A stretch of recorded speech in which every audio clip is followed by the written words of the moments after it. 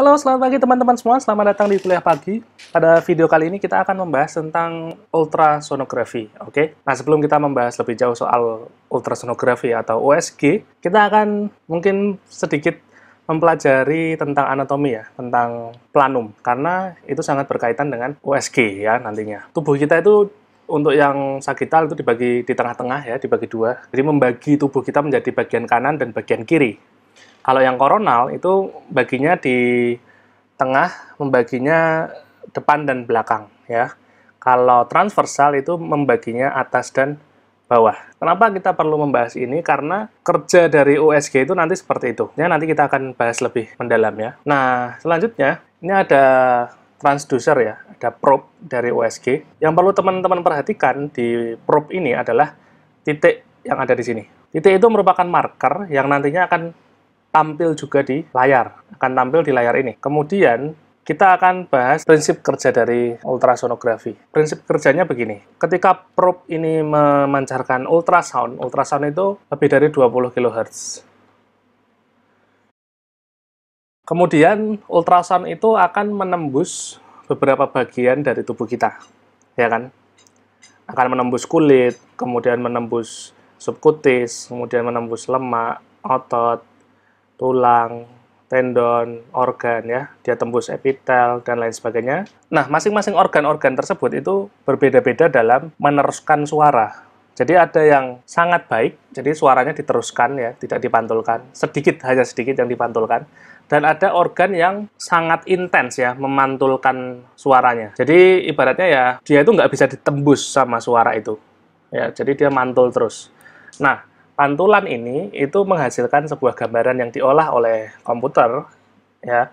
Itu kalau pantulannya itu intens ya, intens. Jadi mantulnya sering akan semakin terang. Tapi kalau semakin jarang ya, bahkan mungkin tidak memantul sama sekali suaranya itu, tembus ke organnya, melewati organ tersebut tidak memantul, maka itu akan semakin gelap. Contoh tulang. Tulang itu putih warnanya kalau di USG, hyperechoic. Karena apa? Karena suara yang datang dari probe, dari USG ya, dari alat probe-nya, itu akan memantul dengan intens ya. Sehingga komputer akan menampilkan warna hyperechoic, warna putih. Kemudian yang hitam nih contohnya, cairan. Cairan itu kan tidak memantulkan suara ya. Ya mungkin ada pantulannya tapi tidak seperti tulang. Dia tuh lewat-lewat aja kan, tembus ke air.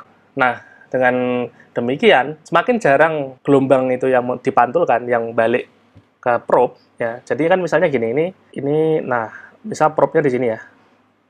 Jadi ini probe-nya mengirimkan gelombang ya, suara ya.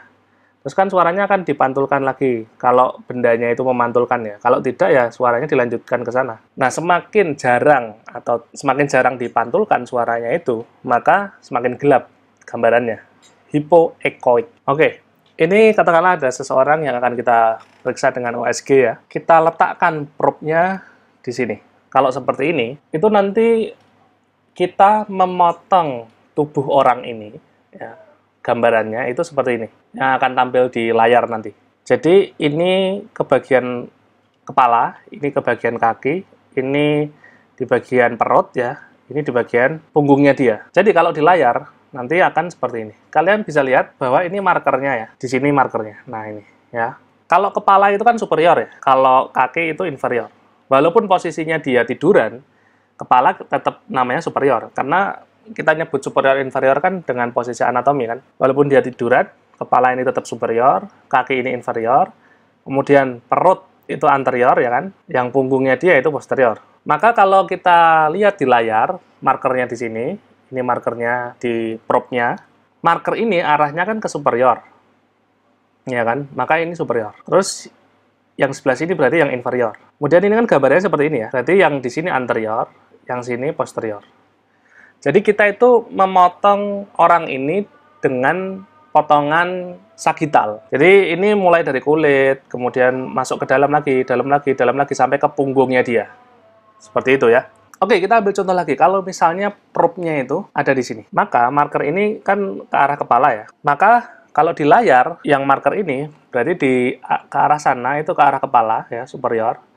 Ke arah sana itu adalah inferior. Nah, ke arah bawah sana, kemana coba? Kalau kita ngeprop dari sini, berarti kan ini tembus ke arah sisi sebelah kanannya dia, ya kan? Berarti ini lateral kanan, ini dextra ini. Ke bawah itu dextra, ya kan? Ini berarti tempat propnya nempel ini kan tempat propnya nempel, itu di bagian sinistra. Ya kan? Kalau sininya anterior, ininya punggungnya dia posterior.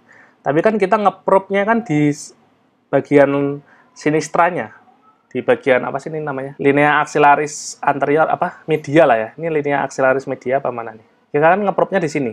Maka ini kan ke sinistranya dia. Nah, dia tembus ke belakang sana, ke sampingnya maksudnya. Berarti kan ujungnya sini itu dextra kan. Berarti di gambarnya ini dextra. Gini misalnya. Kalau kita ngeprop orang itu di sini, ya, ngeprop di sini, propnya tempelin sini. Berarti ini tuh gambarannya tuh gini. Nah,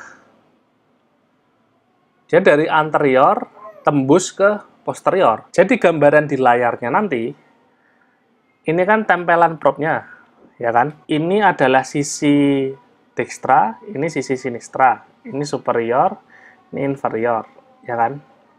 Maka tempat menempelnya si prop ini kan di depan, berarti di anteriornya sini, ya kan? Dia tembus ke belakang, ke sana, ya. Sound ultrasoundnya itu tembus ke belakang, berarti ini posterior, ya kan? Si markernya ini di sinistra, berarti ini sinistra, ini dextra. Jadi gambaran yang ada di ultrasound di layar itu tuh gambaran dari permukaan tembus ke belakang, ke badannya, ke belakangnya sana. Jadi ini kita perlu memahami planum tadi, potongan-potongan tadi ya. Oke, teman-teman kalau ada pertanyaan silahkan komen di bawah. Kalau ada saran dan koreksi silahkan komen juga. Jangan lupa like, share, and subscribe. Terima kasih, selamat pagi.